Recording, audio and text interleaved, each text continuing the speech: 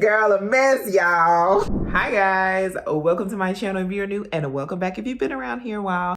I'm Kendra, this is 𝐒𝐿𝐿 𝐁𝐞𝐿𝐬. This is where I share my life with you guys. I also do commentary on a variety of topics, and today is one of those days where we are going to talk about something, okay? All right, make sure you like this video and subscribe to my channel so you see more of my content. Okay, so there is some craziness going on over there on Twitter, aka X, or whatever they're calling it these days. And I had to get in on this because I have a lot of thoughts, feelings, and opinions. So we're gonna talk about it right now. There's some kind of little trend, and I'll insert the original post, but it's basically talking about how boyfriends hate their girlfriends. And you're like, what? Yeah, so apparently, when you dating someone and you no longer like them, you just continue on in the relationship and you don't break up with them? Yeah, so I'm actually going to insert, I guess, a couple of the most heinous ones that I saw, or not necessarily the most heinous ones, but the ones that just were side eye, or were things that I thought oh my gosh, this is really, really crazy. So for your viewing pleasure.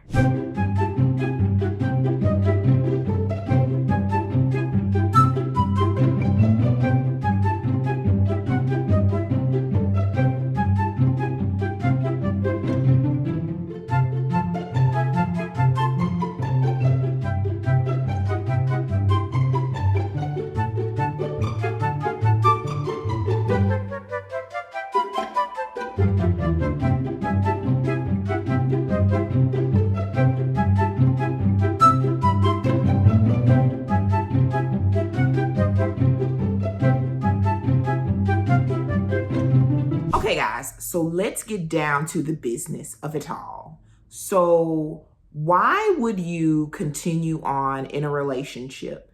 And we're not even talking about a marriage, you guys. We're talking about a relationship. We're talking about a boyfriend and a girlfriend. And these people may or may not have children. Let's just say they don't have kids. These people literally have nothing binding them together. No children, no marriage. They're just boyfriend and girlfriend in a relationship.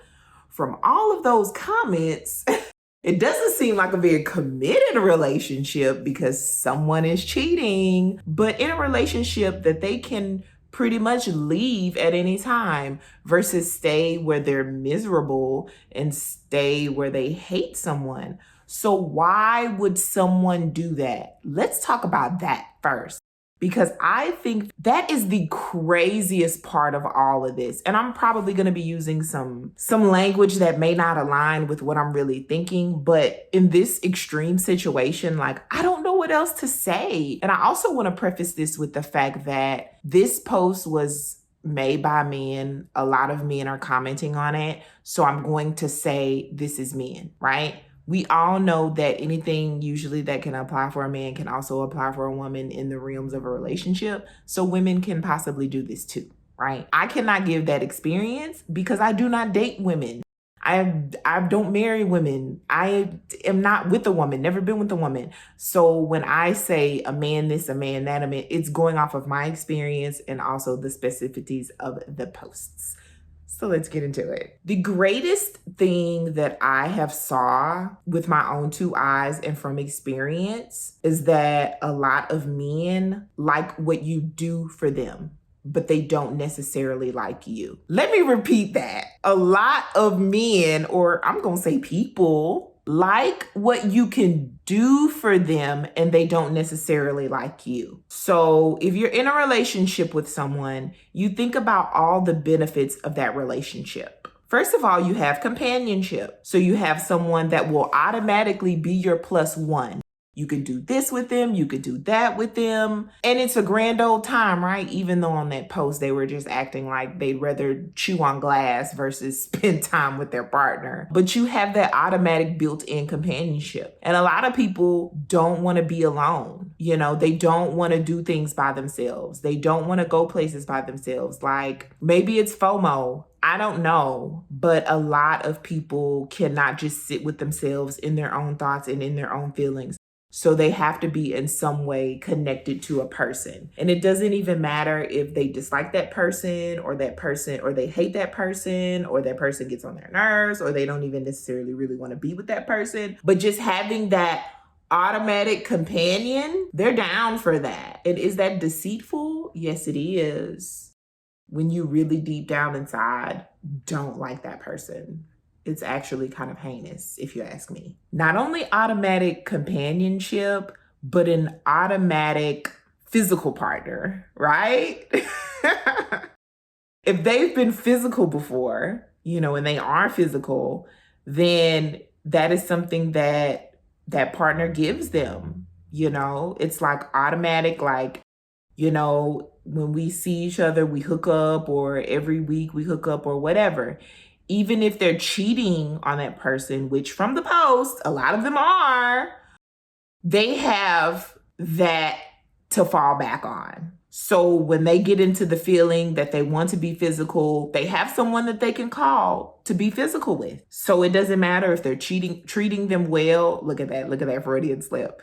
If they're treating them well or not, it doesn't matter, because from a lot of what was said on that post, the woman will just take them back anyways. And I'm going to get into that part about it though. But yeah, they have an automatic physical partner. So why would they want to give that up? Why? So not only do they have like an automatic physical partner, and they have companionship, they don't have to do anything for that. So if they have to start all over again, find somebody else, it's going to take effort. So these people are lazy. They don't want to break up with you because they don't want to put the effort in to find anyone else. You have to put effort into finding someone. And then you have to put effort into maintaining someone. And this happens with a lot of people. They start talking to somebody and they get along great. They meet up, and a lot of times they're physical, and then they never kind of like hear from that person again. It's usually because it takes effort to maintain a relationship with someone or a situationship. Like, you have to talk to that person. Like, you have to call them. Like, you have to visit them. You have to text them. It takes effort. And a lot of these guys don't want to put effort in. And they don't want to put effort into their current partner. They said that in the post. Like, they said all of these things. And they're not putting in any effort. They're not spending time. They're cheating on them. They're talking to other people. They don't want to be around them. They don't want to take them out. Like, it takes effort to be with someone new. They don't want to put in the effort. And hey, they don't have to, because they have a companion and they have a partner for physical stuff. So not only do they have a companion and a partner for physical stuff, which they don't have to put much effort into, if you have children together, or you live together, or you're married to this person, they also have a person that will do things around the house or with the kid or pertaining to their own personal life. And let me tell you this, having that is solid gold. If you think about it, how much does a babysitter cost? How much does it cost for someone to come in and to clean your home? How much does it cost an organizer? How much does it cost a person to run errands for you? Like a personal assistant or an executive assistant or whatever the case may be? These services cost a lot. And a lot of times the women in the relationship are doing them. And once again, I can only speak to my experiences as a woman that dates men in a heteronormative type of relationship. That is what I'm speaking on today. A lot of women take on the household duties. They take on the child care. They take on the child rearing. And so not only the physical part of these duties, but also the mental part of these duties, because it takes a lot of planning. It takes a lot of organizing. It takes a lot of mental energy as well as physical energy to do these things. And if you are with the person that's doing those things and they're doing all of those things, why would you want to give that up? Why would you give that up? So these guys would rather be with someone that they hate than to give those things up. And it's heinous, it's ridiculous, it's mean, it's evil, but you have to ask yourself, why would they give that up? If they can put in the bare minimum effort of being around and just being a warm body, and they can get all of these things from a person, they can get physical activities, they can get companionship, they can get someone that cooks, that cleans, that takes care of the kids. And a lot of times these women are doing these things and they're not even married to this person. They don't even have kids with this person. They will come over to the guy's place and they will automatically just start picking up things. They'll wash his dishes or put his dishes in the dishwasher, or they'll start picking up things off the floor or start organizing things. That leads to mothering a man. That's a whole nother topic for a whole nother day. But you have to ask yourself, why would someone leave a situation like that? Yes, he doesn't like you. Yes, he's kind of miserable, but he can just have his, little side piece. Because in that post, apparently a lot of guys had those. There is a point to all of this. If you're listening, there's a point to all of this. Guys, ladies, whoever's listening, I don't care.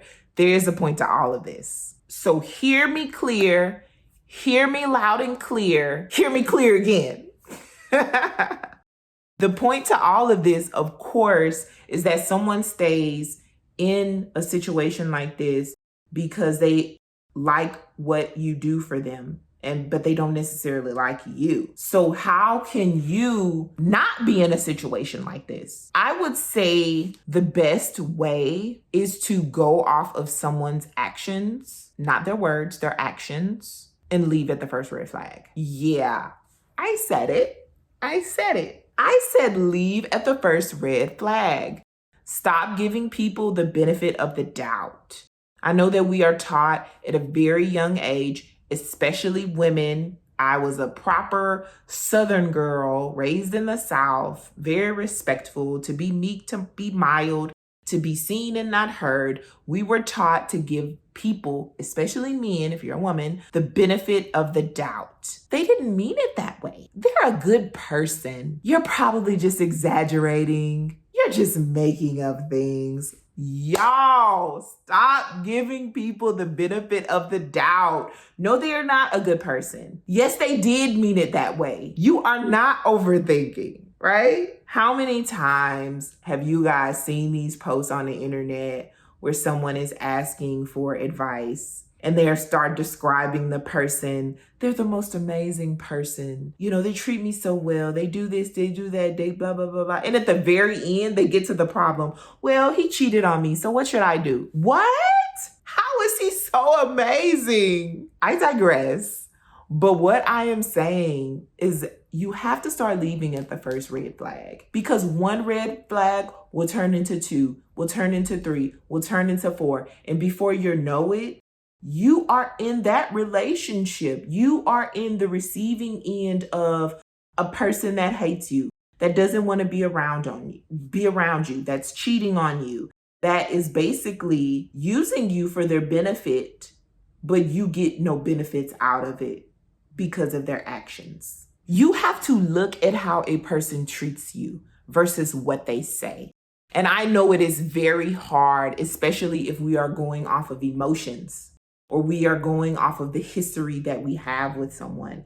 It's very hard to let go. And it's very hard to, in our mind, see past the things that someone is telling us and to see directly on how they're treating us in their actions, right? And I also had to retrain myself with this.